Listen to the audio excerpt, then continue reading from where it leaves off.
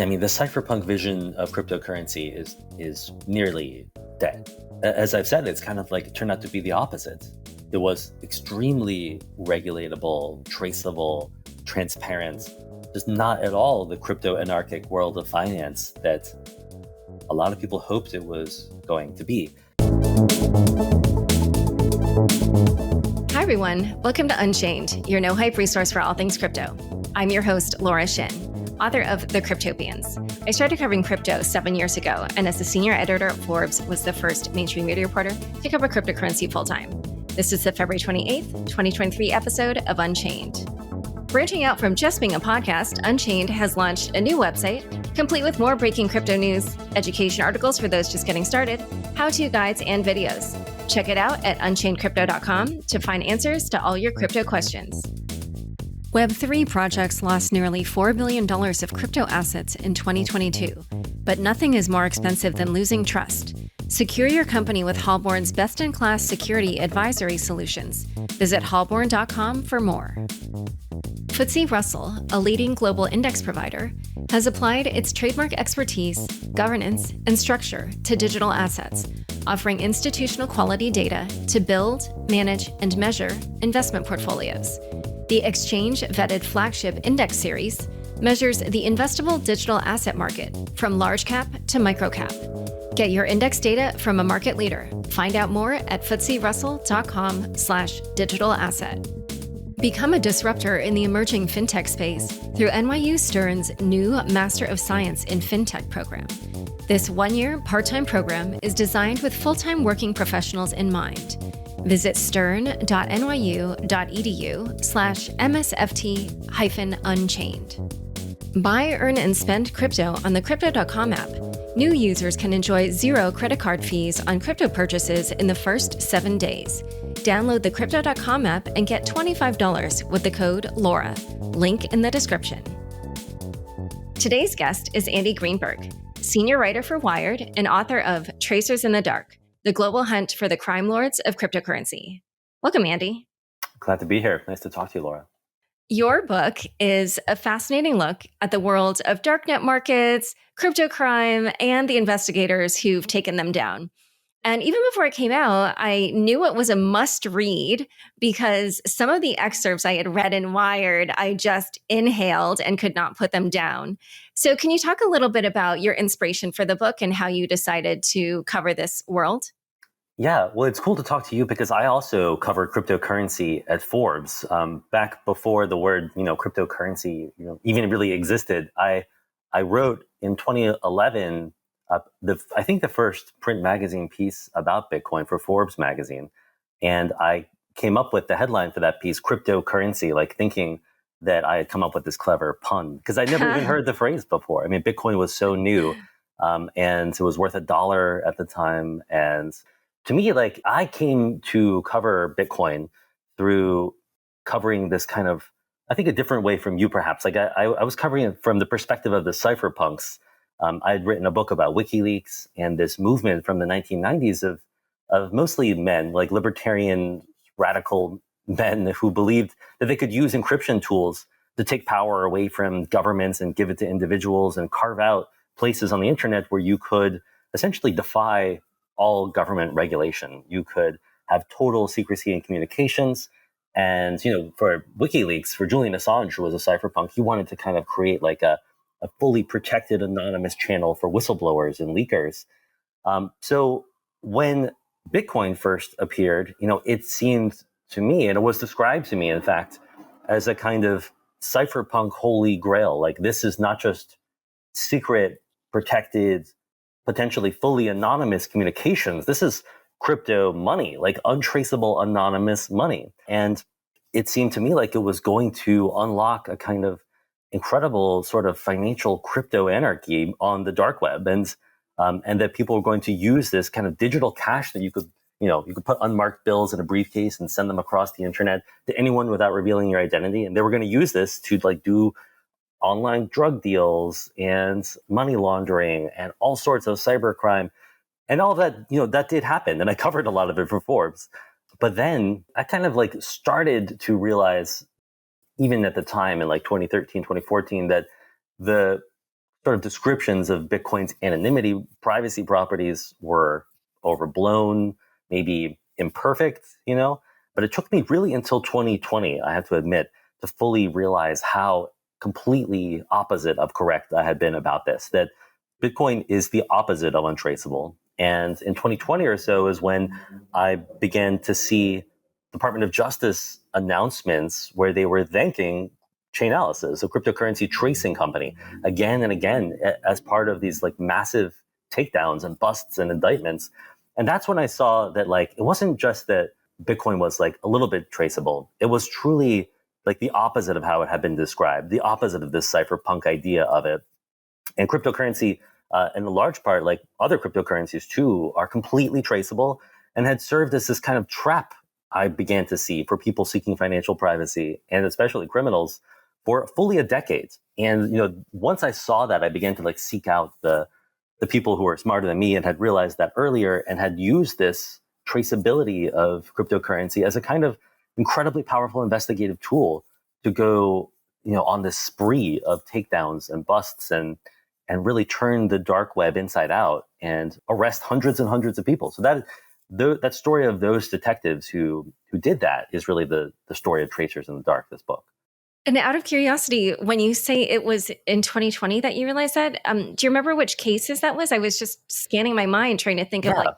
I think it was actually, let's see. So there was first the seizure of $1 billion worth of Bitcoin from this individual X, as he or she was called, who was a hacker who had taken the money from the Silk Road, 70,000 Bitcoins from the Silk Road while it was still online, the Silk Road dark web drug market. Somebody had hacked the Silk Road, grabbed 70,000 Bitcoins. And then I think because that person probably knew that it was dangerous to spend them, had just kind of held on to them out of fear for 7 years as they grew to be worth more than $1 billion, $1 billion in 2020, ultimately more by the time, that I was writing about this in the book.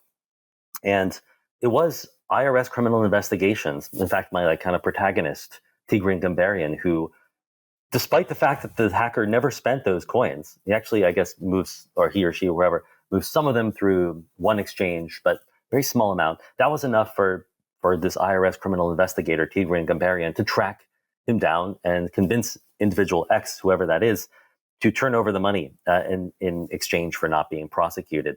That was the biggest seizure of not just cryptocurrency, but money of any kind in Department of Justice history. So that's what made me initially start thinking about Chainalysis. But then I saw, I think also the same year, that they'd been involved in a terrorist financing case that was described as like the biggest cryptocurrency involved terrorist financing case ever. And then also a North Korean hacker, big heist that had been traced, and the money turns out mostly had not been recovered, but had been sanctioned. And this was another, big Chainalysis win that the Department of Justice, credited them for. So I think after, it was maybe just those three where I began to look more closely. Then I started talking to Jonathan Levin, one of the co-founders of Chainalysis. My initial idea was like, maybe I'll just write like a quick profile of this interesting company. And I learned very quickly from Jonathan just how many of the major cases that I had even covered over the past decade, Chainalysis had played a role in, from tracking the very first case that they did almost as a kind of proof of concept was tracking down the stolen $500 million of Mt. Gox money, the first like major theft mystery in the history of cryptocurrency.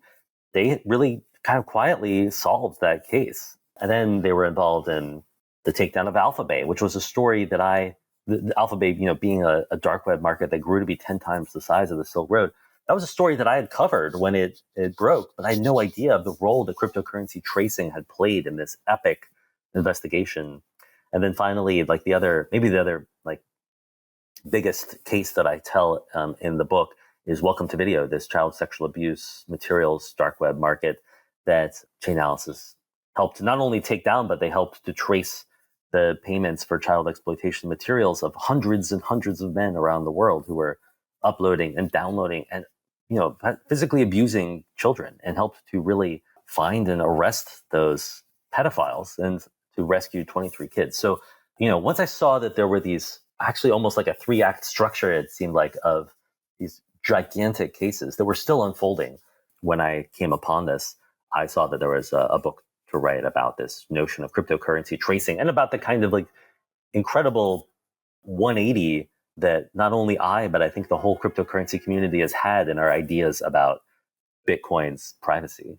Maybe you knew that ahead of time, but I didn't. Like, I really was surprised that Bitcoin turned out to be so not private, like truly transparent.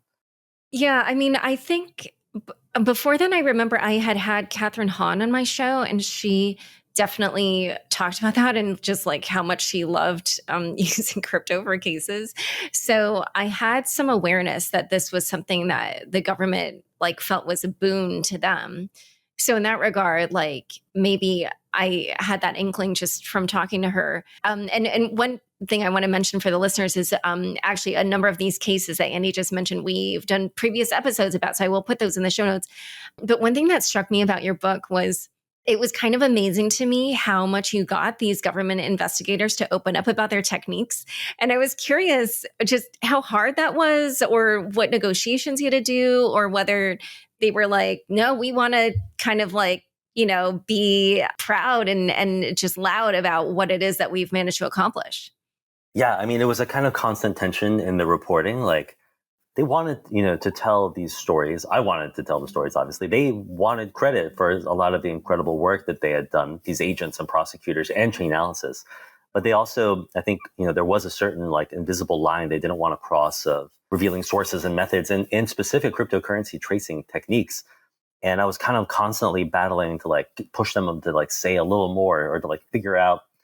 Sometimes I was kind of triangulating among them, like, they didn't really like confer in a very organized way about how much they were going to tell me. So sometimes I could combine different things that, different sources told me to figure things out.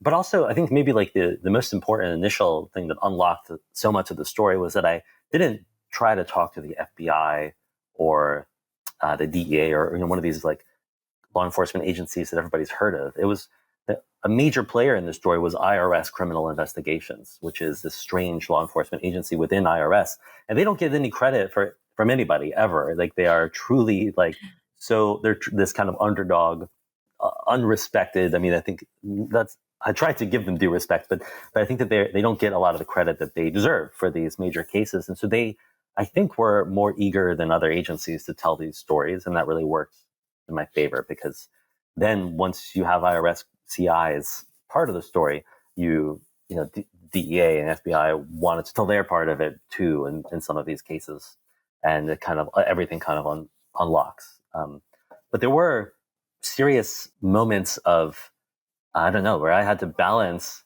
like, do I even want to reveal this secret technique? There was in the case of Alphabet, for instance, basically like a secret technique that Chainalysis and IRS Criminal Investigations came up with together to find the IP address of the Alphabet server, of a dark web cryptocurrency wallet server in general. And they didn't want to tell me how they did that. I mean, there are no IP addresses in the blockchain, so it was really not obvious how they had done it. And they also told me, to please not try to figure it out, because this is something they were continuing to use to take down really bad stuff on the dark web, as they described it anyway, including child exploitation and things. So I felt this real dilemma of, I mean, I guess to be clear, like, without even trying that hard, I did figure out a really good guess of how it worked, of how this technique for finding IP addresses of cryptocurrency wallets on the dark web worked. I then had to kind of wrestle with whether to reveal my educated guess in the book. And I went back and forth on it for like a year. Do I keep this technique secret and allow it to be used to take down bad actors on the dark web and wherever, or do I? And then I'm sort of open to criticism from privacy advocates, very legitimately, who were saying, you helped to enable financial surveillance. You knew something you could have revealed about the ways that cryptocurrency users can be traced who are trying to be anonymous, and you didn't tell your readers. That's not good journalism. But I also didn't want to enable the bad folks on the dark web to get away with these things. And I was really just very lucky that in the final stages of my reporting in late 2021, there was this Chainalysis presentation that leaked onto the dark web. I think you're very familiar with it because you actually cited it to solve a mystery of your own. And if I remember correctly, about the DAO hacker. And that presentation, which showed up on this dark website called Dark Leaks, had this Italian language Chainalysis presentation that they had given to Italian police, which had then somehow leaked onto the dark web. And it described, among other things, this secret technique for finding IP addresses of dark web sites, which was exactly the technique that they had used. And so once it had been kind of like publicly burned, I felt like it was safe for me to include it in the book. Yeah. Of course, once something's public, then it's almost weird if you don't include it. Yeah, so, then obviously you have a duty to do so. I just love that story because I agree that when you're writing about this and you're writing about crime or, in our case, crypto crimes, there's a moment where you are a little bit like, okay, so, I'm getting help from these investigators and yet they're asking me not to reveal this or whatever. And then you kind of have to figure out like, what's the best thing? And I had the same issue with my book. And for one of the things, this part about how Chainalysis had demixed the Wasabi transactions, there was a moment where, and it might have been like for a few weeks where they were like, we don't want you to reveal that we did this. We're going to have you work it out on your own. Like we'll give you the tools or something. And I was like, nobody's going to believe that I demixed the Wasabi mixer. I was a little bit like, what?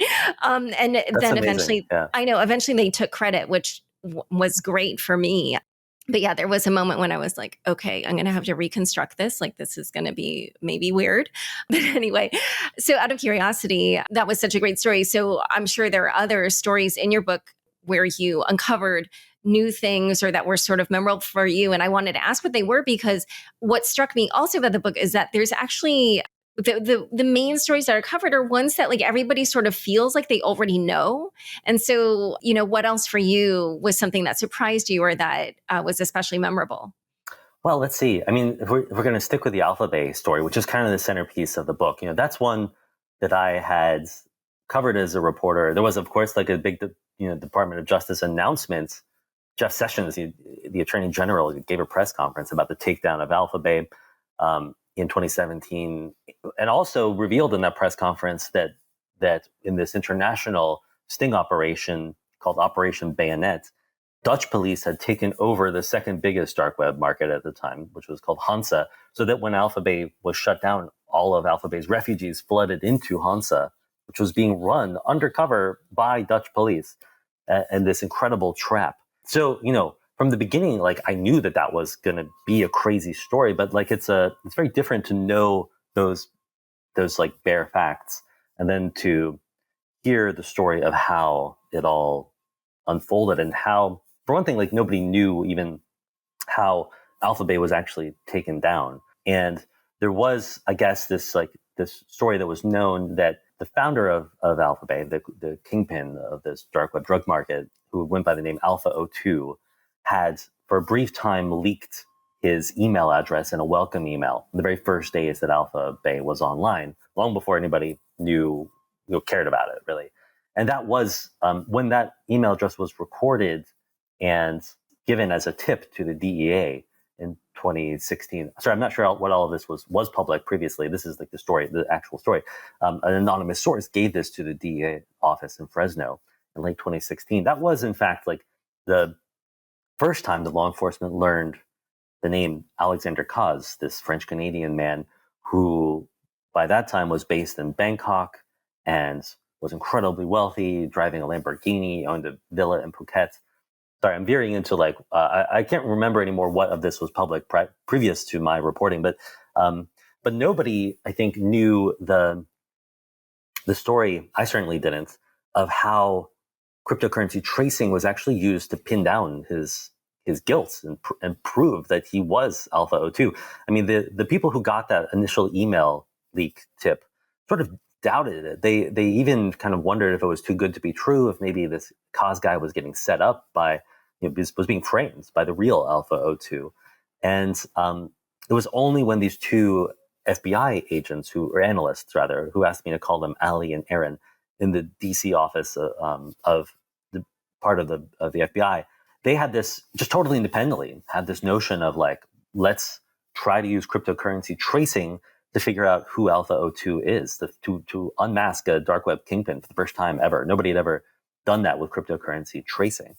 And they came up with this very clever trick, which was to look at so-called exit scams, like when a dark web market, essentially the creator of the market just steals everybody's money and runs off with all of their cryptocurrency that they had in escrow for their transactions.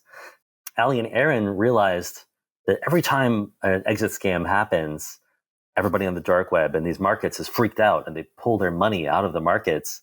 And they warn each other too, don't store any Bitcoins in a dark web market that you're not about to spend right away, because that's really dangerous. It can be stolen in an exit scam. And the only person in those moments who doesn't have to worry, who doesn't pull their money out of a market, is going to be the creator of the market himself, because he, is the one who doesn't ever have to worry about an exit scam. So they had this notion to really look in Chainalysis's software, which by then Chainalysis had created this cluster of like 2.5 million addresses that they had identified as alpha bays, buyers and sellers and admins, and try to find the biggest sums of money held in addresses that had not moved, even in the midst of exit scams, that had sat there kind of unafraid, And they found some of these clusters, with a cluster within the cluster, that they suspected might belong to Alpha O2, this drug lord, and then traced some of those to cryptocurrency exchanges where they were later cashed out.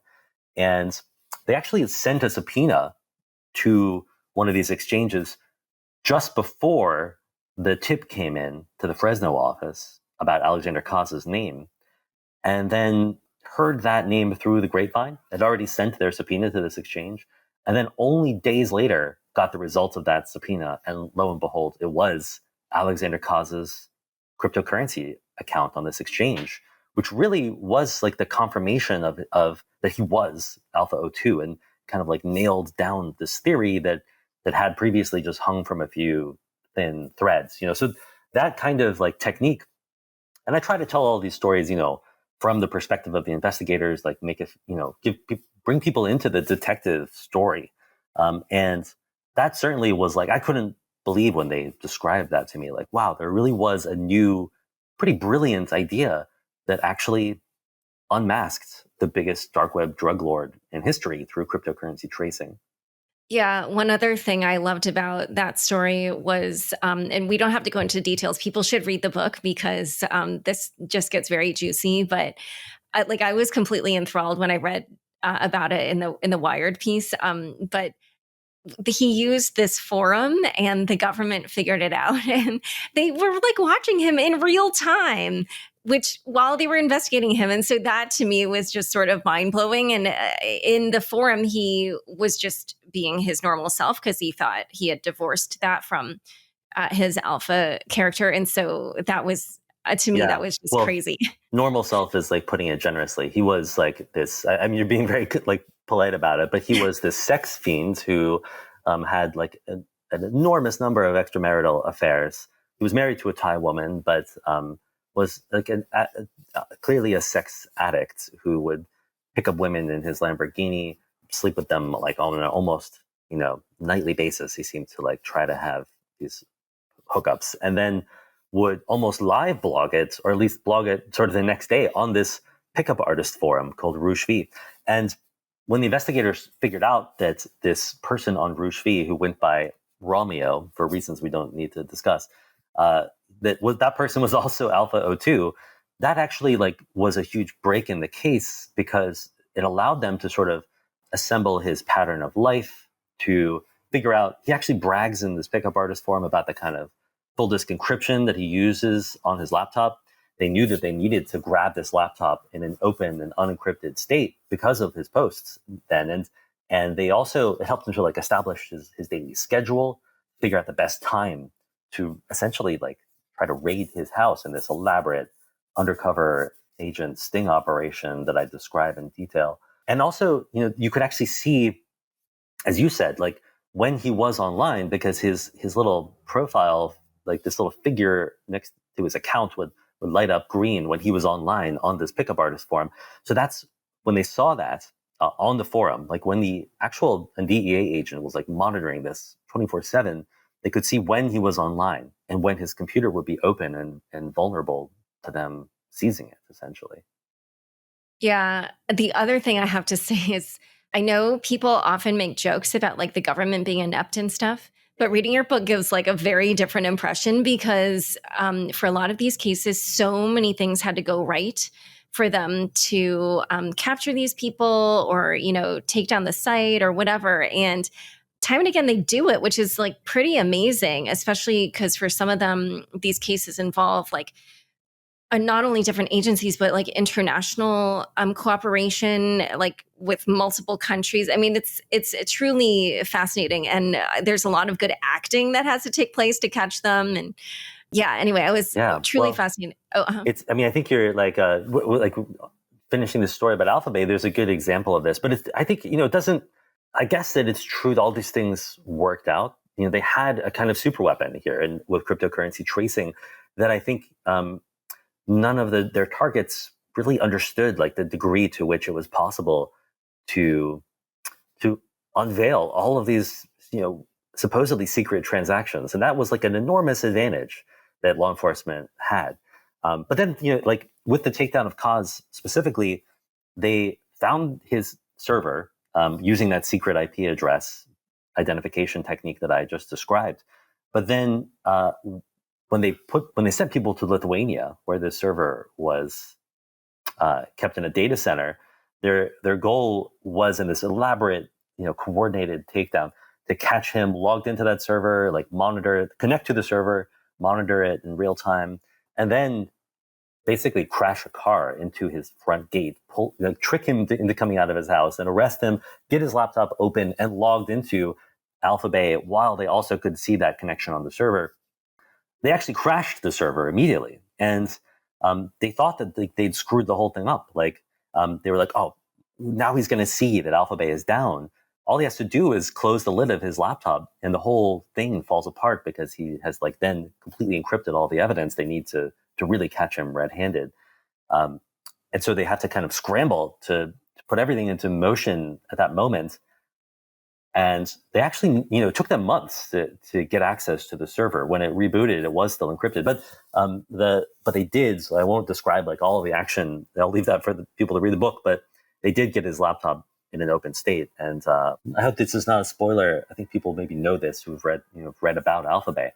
Kaz died in a Thai jail cell, and that was nobody's intention as far as the people I spoke to. I mean, they found that to be like a tragic climax, an enormous disappointment, to say the least, that like the target of this investigation that they had been tracking and surveilling and working to capture for 9 months died before they could prosecute him.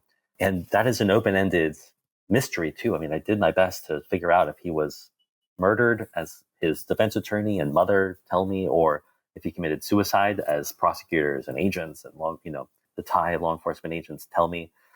And I could not come to a conclusion about that. So I think in a sense, after this incredible victory of taking down Alphabet, and by the way, taking over Hansa and running it in secret as this elaborate trap, the whole investigation still was in some ways unfulfilling for these prosecutors and agents who didn't get their guy. I mean, his death was, a really tragic outcome. Yeah, that's interesting that you don't have a conclusion about that, because from the way I read it, it seemed obvious that he had committed suicide. Maybe I'll have to go back and give it a closer read, but that's interesting. I mean, it's there are signs that he may have. Like I got as far as getting the jail cell video, of his cell, moments in the minutes before his death, and his coroner's report, and I visited that jail cell where he died. Even I was in that cell. And I saw that there were cameras, and that's why I knew to ask for that video. And I still don't feel like I know with any kind of journalistic, in any sort of like definitive conclusion that I would share what happened. I have, maybe like on different days I have different feelings about what happened, but But ultimately, in that video of his jail cell, there's a 30-minute gap at the moment when he died. You cannot, in the Thais told me that gap just comes from the fact that nothing happens. Like, you cannot see the back of the cell where he either was killed or hung himself in this sort of bathroom area. And they said that, like, all you see for those 30 minutes is nothing. Nobody comes into the cell, nothing moves in the frame. So we just deleted that. His defense attorney says, well, why would they delete that? That is what proves that nobody killed him if nobody killed him. That's even more suspicious that they would have deleted those minutes. So, I feel like when I talk to the Thai guards, I even spoke to the guards who were on duty at the time, and they seemed extremely casual speaking to me about it. They were not like sweating or whatever. But then I talked to his defense attorney, and he's rightfully extremely suspicious. And I do feel like I've had to walk away from it as a kind of a cold case, something I can't really solve. Wait, so the Thais actually deleted that? Oh, okay. Yeah. There's half an hour of missing footage from his jail cell at that moment. Okay. Huh. All right. Well, I guess, yeah, unfortunately now then they've like erased the evidence, which is annoying, but all right. Yeah, right. They say that they erased they erased this 30 minutes of still essentially nothing happening on camera to save space on the hard drive, which I wouldn't, I don't want to attribute to malice, what may have truly just been incompetence. Like, the Thai government probably isn't used to reporters asking to see these videos. So, right. Yeah, I don't know. It's, okay. This is not a cryptocurrency story. It's a true crime story that that is going to kind of bother me probably for the rest of my career. Yeah. Well, there's probably a bunch of those that everybody has. All right. In a moment, we're going to talk more about the book and ask more open-ended questions about crypto reporting. But first, a quick word from the sponsors who make this show possible. Become a disruptor in the emerging fintech space through NYU Stern's new Master of Science in Fintech program. This is a one-year part-time program divided into 1 online and 6 on-site modules that take place in New York and in rotating global locations. The new program is designed for experienced working professionals who want to strengthen their fintech skills or transition to fintech leadership positions. The next application deadline for the inaugural MSFT class of 2024, beginning May 2023, is March 15th. To learn more about the program, visit stern.nyu.edu/MSFT-Unchained. $3.8 billion of value was stolen from crypto projects last year due to compromised private keys, exit scams, flash loan exploits, and other preventable causes. Halborn offers preventative security solutions for every stage of your software development lifecycle. From smart contracts, layer 1, and DevOps audits, to advanced penetration tests, risk assessments, and incident response. With over 150 industry partners, including Animoca Brands, Solana Foundation, and Ava Labs, Halborn's best-in-class security advisory solutions ensure the safety of company assets and user trust. Visit halborn.com for more. FTSE Russell, a leading global index provider, recently announced the launch of its market cap digital asset index series. The newly launched FTSE Global Digital Asset Index Series, built in association with the experts at Digital Asset Research, measures the investable digital asset market from large cap to micro cap, leveraging a transparent asset and exchange vetting process. FTSE Russell has applied its trademark expertise, governance, and structure to digital assets, offering institutional quality data to build, manage, and measure investment portfolios. Get your index data from a market leader. Find out more at FTSERussell.com/digital asset. Join over 50 million people using Crypto.com, one of the easiest places to buy, earn, and spend over 250 cryptocurrencies. New users enjoy 0 credit card fees on crypto purchases in their first 7 days. With Crypto.com Earn, get industry-leading interest rates of up to 14.5% on over 30 coins, including Bitcoin. Earn up to 8.5% on stablecoins. With the Crypto.com Visa card, you can spend your crypto anywhere. Enjoy up to 5% cash back instantly, plus 100% rebates for your Netflix and Spotify subscriptions, and 0 annual fees. Download the Crypto.com app and get $25 with the code LAURA. Link in the description. Back to my conversation with Andy. So earlier you alluded to how you had thought of Bitcoin as being something that was untraceable. And in your book, you actually talk about maybe the first person who kind of pointed out that that's very much not the case. And it's the story of Sarah, it's Meiklejohn or Meiklejohn? I think it's Meiklejohn, yeah. Meiklejohn, okay. Yeah. And so I was curious if you could just describe what it was that she did and why that was so groundbreaking at that time. Yeah, so Sarah Meiklejohn was a graduate researcher at the University of California, San Diego, and she was a very brilliant cryptographer who had, I think, worked on crypto systems prior to cryptocurrency. And then when she got interested in Bitcoin, it was really with this idea of wow, so people think that this is anonymous, but there's this whole blockchain of transactions that are, yes, they're between Bitcoin addresses without any obvious identifying information. But this is not truly private in the sense that cryptographers think about privacy. Sarah had actually worked on an earlier kind of digital currency system called DigiCash, David Chaum's system, which I believe is truly untraceable. It is fully anonymous. It has, I think, kind of other practical difficulties in using it.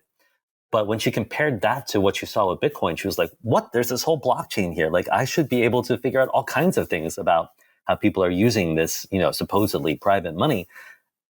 Her initial intention was, I think, almost anthropological. She just wanted to see what she could figure out about what people were doing with Bitcoin.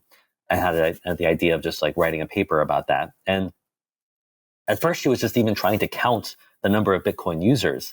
But that led her to coming up with these clustering techniques where she began to prove that, sometimes hundreds or thousands or even eventually millions of Bitcoin addresses sometimes belong to a single person or organization or dark web drug market in some cases. That was the first kind of big, hole in this notion of Bitcoin's anonymity. You could start to link together so many of these addresses into clusters that were really someone's money, someone's identity was tied to all of these addresses. And then she started to find ways of not only clustering, but sort of following the money in unexpected ways. Maybe the most interesting example of this was change making. With many cryptocurrency wallets, you can't send a fraction of the coins from an address. You sort of crack open the piggy bank, send all of the coins from an address, and then receive whichever ones you didn't intend to spend back as change at a new address. And, if you look at that with no sort of prior knowledge, it's difficult sometimes to tell the recipient's address from the change address. But Sarah Meiklejohn had this kind of now obvious thought that, well, if the change address was newly created in that transaction, then I can identify it. And then you can actually see this one sum of money go from address to address, but still belong to the same person. And she called this a peel chain because it's you can see a wad of bills almost move from address to address. And, a bill is peeled off and given to someone, but then the wad moves to a new address and another bill is peeled off. But it still, throughout that whole process, belongs to the same person. That's somebody's change that just keeps moving from address to address.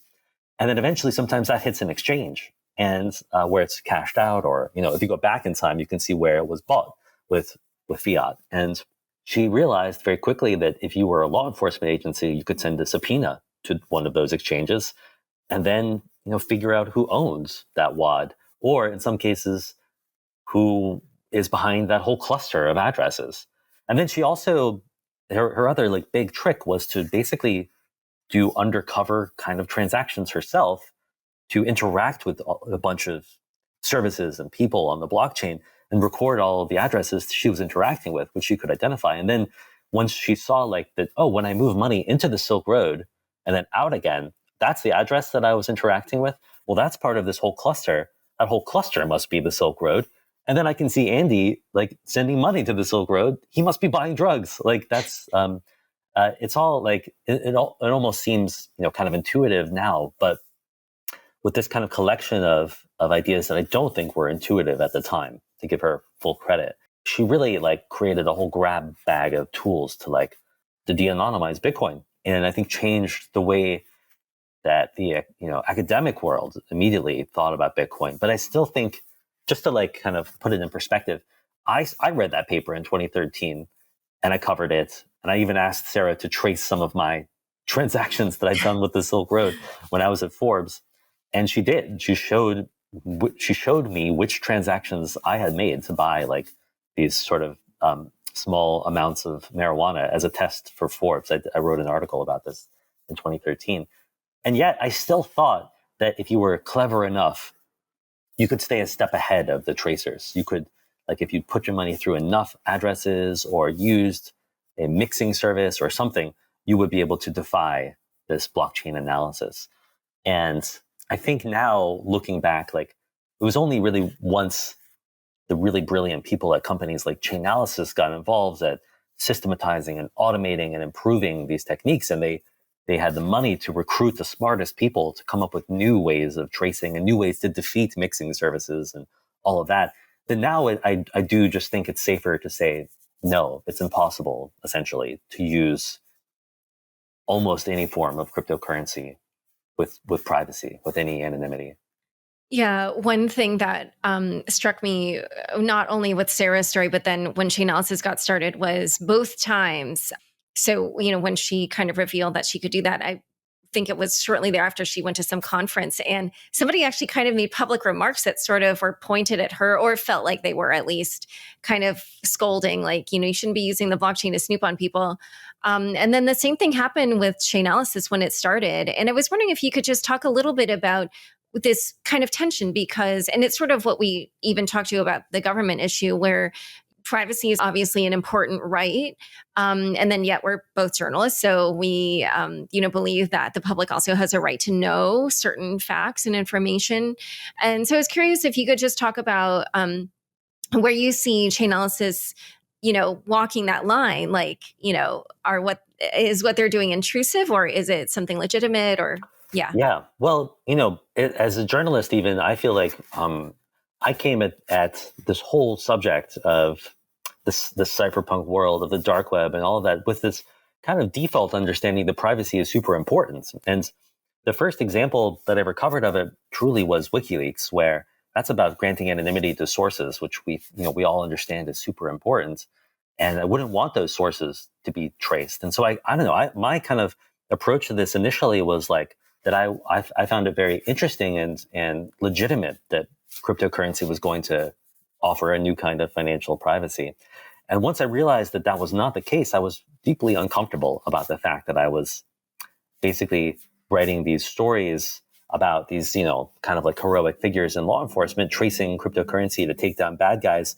And all along, I felt this deep ambivalence, like financial privacy is important. And it does not make me feel great that Bitcoin was developed to be an antidote to traditional financial surveillance, like the fact that a government can just grab your every credit card transaction so easily.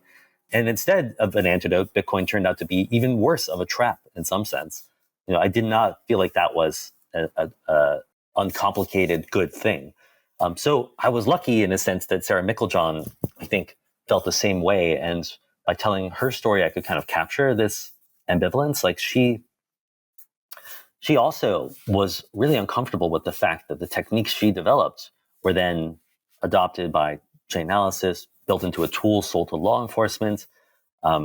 She, in some ways, saw her research on cryptocurrency tracing as a public service announcement. Like, if you think this is private, you should think twice. This is not as private as you think. And she, I think considers herself a privacy advocate. She's a very privacy-focused person. And so by telling her story and kind of like making her the conscience of this book, I was trying to capture that other side to all of this. That like, yes, bad people can be caught through cryptocurrency tracing or whatever, people doing bad things, I should say. But then so can dissidents and journalists and activists who might think that they're making, anonymous private transactions.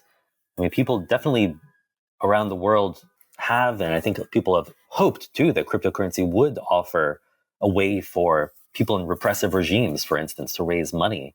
But also, like, people may, if they're not aware, like, try to use cryptocurrency to pay for an abortion in the United States or something, and then be surprised to find that no, that actually is extremely traceable. And before they know it, like, they are being charged with a crime. So I as a journalist, like, I try to see like both sides of this extremely complicated issue, and I spend most of this book, to be honest, telling these true crime detective stories.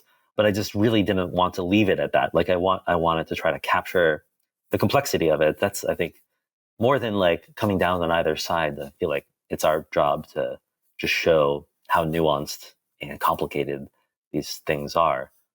And I don't think that I don't think Chainalysis is an immoral company. They wouldn't tell me about all of their clients, I should point out. When it came to like the Middle East, for instance, it got a little difficult to figure out who they sell these tools to. But I think more inherently, like, there will be other Chainalyses, whatever, who are a Chinese company that will use the same techniques and be capable of the same tracing, or a Russian Chainalysis, or whatever, a Saudi Arabian Chainalysis. And then if it's not Chainalysis, like, whatever, the techniques are there. They're inherent in the protocol in a way, not in the company doing the tracing or the law enforcement agencies. So I think it's more important to think about the fact that this tracing is possible, and it does raise incredible moral complexities and ambiguities. One thing also, though, that I kept wondering throughout the book is that there were large parts of the story where, this is just kind of covering that time when I think a lot of people felt that cryptocurrencies and Bitcoin were anonymous. But I get the feeling that that perception has evolved, that people have sort of wisened up a little bit about the perils of using crypto, or the criminals have. And I was wondering what your take was on that, like whether or not you thought people shifting to using more privacy techniques was going to make it harder for investigators to catch criminals, or whether you maybe disagree with me that some of these darknet markets are turning to privacy tools. How have you seen that evolve? No, I don't disagree at all. Like, I mean, it's very clear. I mean, to kind of skip ahead to something that happens near the end of the book, Alphabet came back online in late 2021, now run by its former second in command. And Alphabet now only accepts Monero as, for drug transactions or crime transactions, basically. I think that's a really interesting example. Monero is, there's no doubt, far, far harder to trace than Bitcoin has ever been. It like kind of tangles up people's transactions and hides the amounts of them. And so, it may seem that like this golden age of cryptocurrency tracing is coming to an end, that people are wising up. But I think it's maybe more accurate just to see it as like another phase, another step in this cat and mouse game. And in that same leaked Chainalysis presentation that we talked about, they claim that they can trace Monero in the majority of cases. They say that's like in, I think, like something like 60% of cases, they can get a usable lead. In another 15 or 20%, I forget, they can find the sender but not the recipient. I mean, and they sort of confess that it's probabilistic and not, determinate. It's not like definitive. But I think that is often enough. It's easier than people think to get a subpoena or even a search warrant to get that smoking gun evidence. So I do think that people, Monero users like get really mad at me for talking about this, but I think that even like today, people are using something like Monero, thinking that it is perfectly untraceable in the way that they maybe used to think about Bitcoin, and it is not. Like, you can see that Chainalysis claims it can do this. In the case of the Bitfinex bust, the arrest of these two alleged New York money launderers in, I guess, early 2022, they had actually moved some of those billions of dollars worth of cryptocurrency into Monero. And yet you can see in the IRS court documents that the investigators continued to follow that money until it was exchanged back into another form of cryptocurrency and cashed out. And it does seem very possible. I imagine like Chainalysis had to have been involved in that case. It's the biggest seizure of cryptocurrency, again, of money of any kind ever. It broke the record.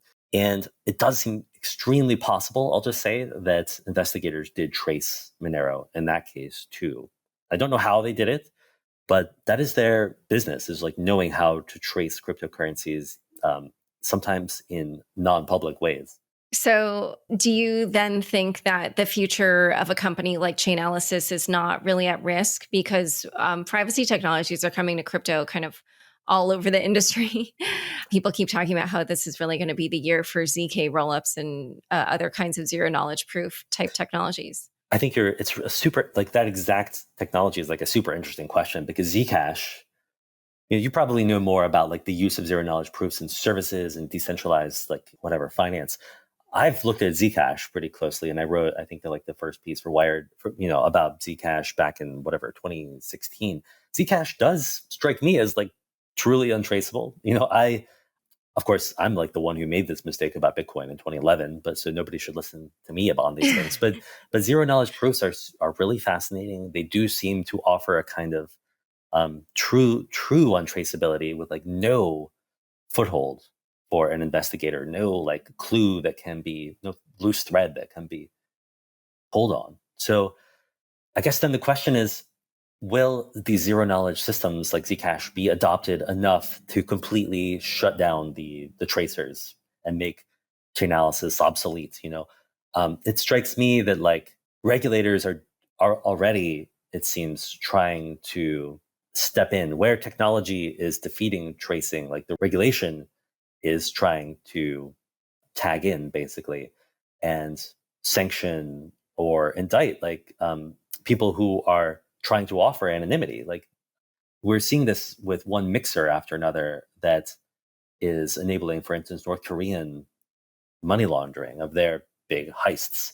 That those mixing services, even if they have some legitimate users, are being sanctioned. So if Zcash were to start to really catch on, both for people seeking financial privacy, but also criminal uses, would governments essentially just start to sanction or even like criminally charge every exchange that lets you buy and sell Zcash? I mean, it seems like where tracing fails, like where there are these kind of pockets of like true invisibility, policy might step in and try to squash that. And so if there are only kind of like a limited number of privacy outlets, maybe that is something where, regulators step in and Chainalysis can kind of, and its ilk, I should say. There are like a whole industry of these companies now, like TRM and Elliptic. They can do the rest of the tracing. So in everywhere but these few sort of pockets of darkness. So I say darkness in terms of like invisibility, anonymity. So I don't know. It remains to be seen. I think it's going to be like a super interesting new kind of tension and conflict in the crypto world. Yeah, but one question, and you maybe sort of addressed it earlier when we discussed Chainalysis, but I was just curious, like, do you feel that those types of analytics firms kind of take cryptocurrency away from the cypherpunk ethos, or do you feel like this is an important tool to have, or what's your take on that? I think that like the cypherpunk vision of cryptocurrency is nearly dead. As I've said, it's kind of like it turned out to be the opposite. It was extremely regulatable, traceable, transparent, just not at all the crypto anarchic world of finance that a lot of people hoped it was going to be. And is it really Chainalysis or Elliptic or TRM who did that? Who killed it? Who killed that dream? I think they would argue it was Satoshi who like built the system in a way such that it could be traced. Meiklejohn, the founder of the very first founder of Chainalysis, he says that like, yes, this is how Bitcoin was built. I didn't do this. This is the nature of the system. It is the most transparent system of finance ever created. And he kind of describes it almost as if Satoshi intended it that way. But I don't think that that's actually, that part I don't agree with, because Satoshi wrote in that first email to a cryptography mailing list that participants can be anonymous. So, and it turns out that specifically, like only Satoshi has remained anonymous. He's like, he or she or they are the only person who has pulled that off in the whole, universe of crypto whales, I would think. So yeah, I don't know. I think that regardless, though, this idea that cryptocurrency could offer that world of untraceability or um, kind of crypto anarchy, as some people wanted to see it, is just a pipe dream. Yeah. So one other thing that I wanted to ask about was so you were one of the reporters that did try to look into who Satoshi was a couple of times. There was an article where you kind of investigated Hal Finney perhaps being Satoshi. You were one of multiple reporters who looked into Craig Wright's claims. Obviously, that ended up, being maybe one of the watershed moments, I would imagine, for journalists in crypto. So I don't know, what your takeaways are about the Yeah. perils of trying to figure out who Satoshi is, or Yeah, maybe and not the right and kind of watershed in that case. yeah, and out of curiosity, like why is it that you think that that's one of the only mysteries that has remained unsolved? So two-part question, one for media and one for Satoshi. I don't know. I never even really set out to try to figure out who Satoshi was. I kind of stumbled upon these leads in both cases. One of which I think was like, the Hal Finney lead was super intriguing. It still kind of blows my mind that he lives a few blocks away from Dorian Satoshi Nakamoto, the person who Newsweek, I think it's fair to say, like incorrectly identified as Satoshi. But that was a crazy coincidence, ultimately, that led me down this path of thinking that perhaps Hal Finney was the real creator of Bitcoin. I mean, what are the odds that like this allegedly first ever user of Bitcoin and the proven second ever user of Bitcoin, Hal Finney, were in the same neighborhood? I mean, so that was and by the end of that investigation, to be clear, I wrote the story as like, yes, I once thought that Hal Finney was Satoshi. He's not. But he's a super fascinating, important figure in the history of crypto. That's the conclusion that I came to in that piece. The Craig Wright story is like a much darker rabbit hole that I went down, where I don't know. I don't want to get sued by Craig Wright, but I do not believe that he is the creator of Bitcoin anymore. And the way that I came to believe that was that I essentially like was offered these documents that I now believe were forgeries, but I'm not sure even who created them. I'm not sure that they were intended to fool me. I think they may have been. I don't know. I don't want to like speculate too much. It was a bizarre trap that I fell into with the Greg Wright case. But now I don't know. I've first of all had enough traumatic experiences trying to chase this mystery down, but I never really wanted to solve it until I thought that I was going to be the one to do it, and then it's sort of, the temptation is too great. But like, I never really wanted to ruin this amazing mystery. Like the fact that Satoshi is still this mysterious figure, that is just one of the juiciest mysteries in the history of technology, and I love the fact that it hasn't been solved. And it would just, I mean, it's just refreshing in a way that there can be that kind of unknown left in the world of the internet and technologies. Now I'm fine with it, and I kind of really I just think it's like a fascinating and incredible phenomenon that Satoshi, whoever he or she or they are, has sat on essentially tens of billions of dollars worth of cryptocurrency and not spent it and not revealed themselves and not left any clues, even for all of these incredibly adept tracers that are the subjects of my book. Yeah, yeah. Well, I guess probably the reason is because Satoshi never tried to cash out. And so that's really why. Exactly. Yeah. The reason that Satoshi like is the only person for whom this is true, that participants can be anonymous, is because Satoshi just that incredible inhuman restraint to sit on like one of the biggest fortunes in the world. I mean, I think it's sometimes like, I don't know, has Satoshi ever been the richest person in the world? I think almost. Um, or whatever, maybe it's a group, but to not even cash out a single of the coins in that trove is, you know, Yeah, I think Satoshi deserves to win and remain anonymous. I hope that that remains the case at this point. Yeah, I have to say, I mean, I reread your Hal Finney article, and a part of me is like, yeah, well, okay, I don't want to go too much down that rabbit hole because I think this leads us back to Craig Wright territory. But the notion that whoever it is or whoever they are maybe died is like one reason why the coins might not have moved. But I Absolutely, think, that's like an interesting theory. And I think a lot of people still believe that it was Hal Finney.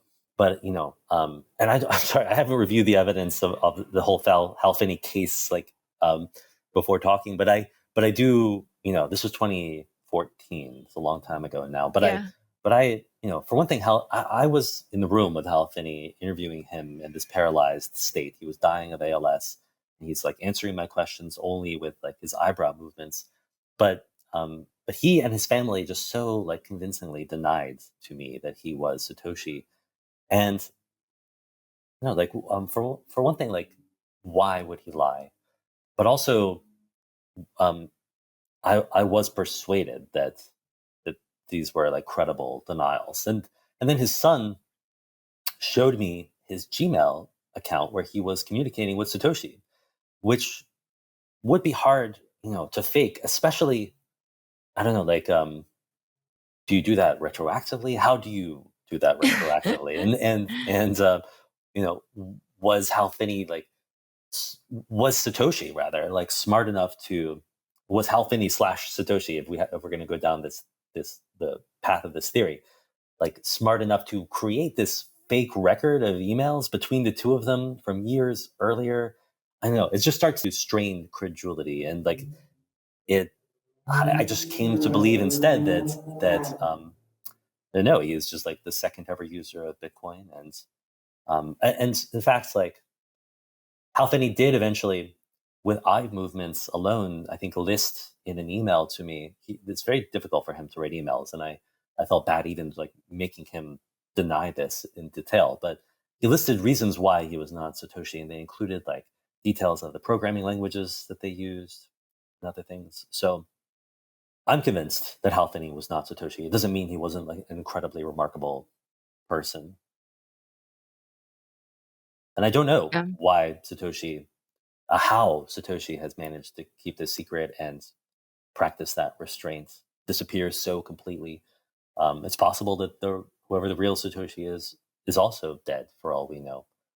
Yeah, that's why I referred to the Craig Wright thing because I think his partner Dave Kleiman or whatever died. Um, so True. one Yeah. other thing that I just want to ask about was, when I read coverage of this space in Wired, it feels like kind of different coverage from, the way, for instance, a crypto publication covers it, or even actually some of the general tech media. And I wondered if you could talk about either both your philosophy and the publication's philosophy around how to cover what's going on in this industry.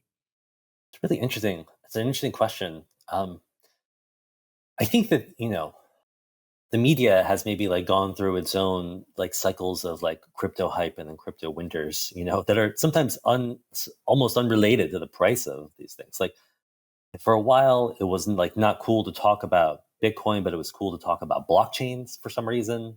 And then I never understood that. And and then I don't know.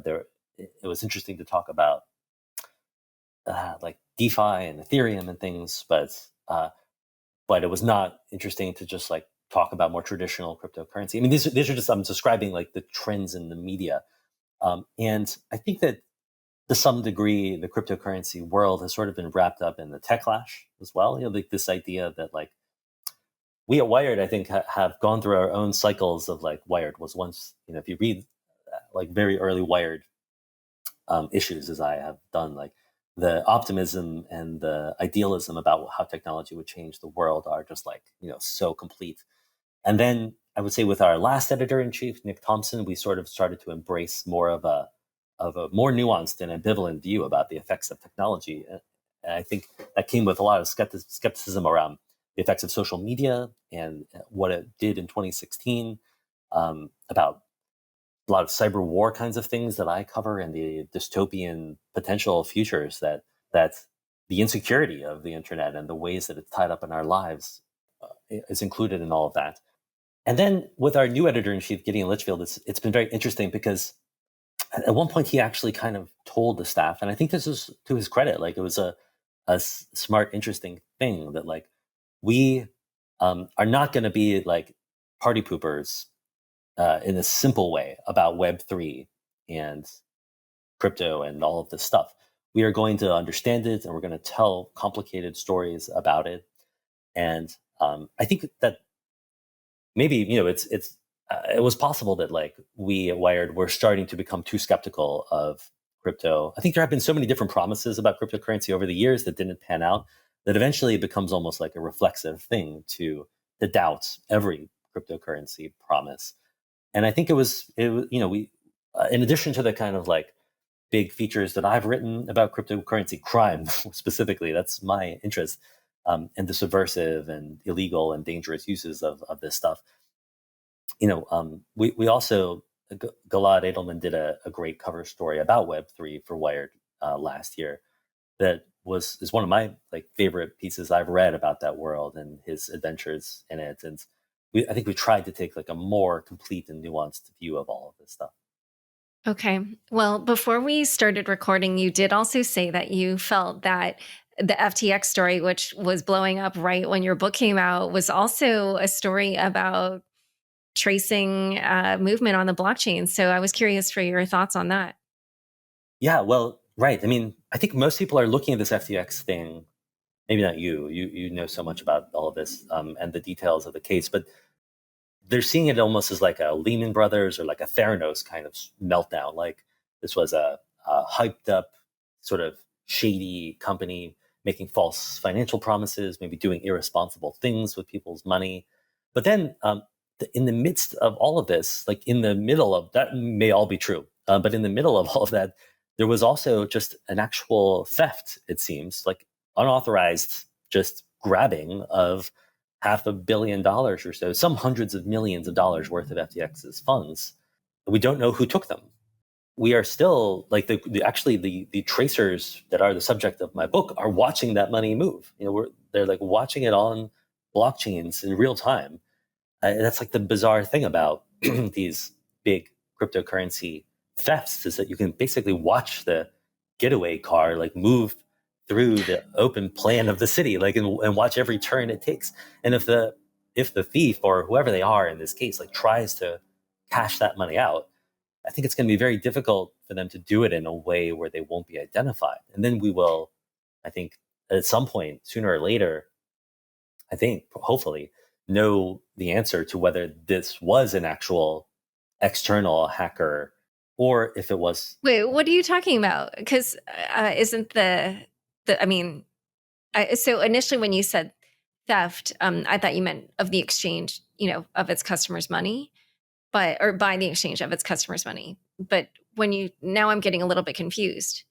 Well, we don't know yet whether this money was pulled out by FTX insiders or actual external hackers who are taking advantage of this meltdown to just steal this money. Are you talking about the hack that happened after the bankruptcy was filed? Mm-hmm. Oh, got it. Okay. Yeah, exactly. So I see. That sum of money, I mean, it's almost like history repeating itself with Mt. Gox in 2014, where Mt. Gox was bankrupted and $500 million went missing in 2014. A lot of people suspected that was the CEO of Mt. Gox that had taken that money or lost it with some kind of financial irresponsibility. And in fact, it was Russian hackers that had stolen it. And Mark Karpeles, the CEO of Mt. Gox, was actually vindicated by cryptocurrency tracing, through cryptocurrency tracing. And I'm not saying that's going to happen here, but it's just like interesting to see history repeating itself. We're still in the phase of this meltdown where we're trying to figure out if it was external or internal theft. So I think a lot of people suspect it was internal, that it was, this is just another part of the actual potential crimes committed by Sam Bankman-Fried and FTX's staff, but we don't know that yet. So I think cryptocurrency tracing may tell us the answer sooner or later. Yeah, I probably agree with you there. All right. Well, this has been a truly fascinating discussion. I have just loved diving into your book and your philosophy and thoughts around cryptocurrency and analytics. Where can people learn more about you and your work? Oh, I guess my website is andygreenberg.net. You can find like my books and articles there, or you can just like look me up on Wired, and I'm still writing for Wired all the time. Perfect. Well, it's been a pleasure having you on Unchained. It was a really fun conversation. Thank you, Laura. Thanks so much for joining us today. To learn more about Andy and his book, Tracers in the Dark, check out the show notes for this episode. Unchained is produced by me, Laura Shin, with help from Anthony Yoon, Mark Murdoch, Matt Pilchard, Zach Seward, Juan Aranovich, Sam Sriram, Jenny Hogan, Ben Munster, Jeff Benson, Pam Majumdar, Shashank, and CLK Transcription.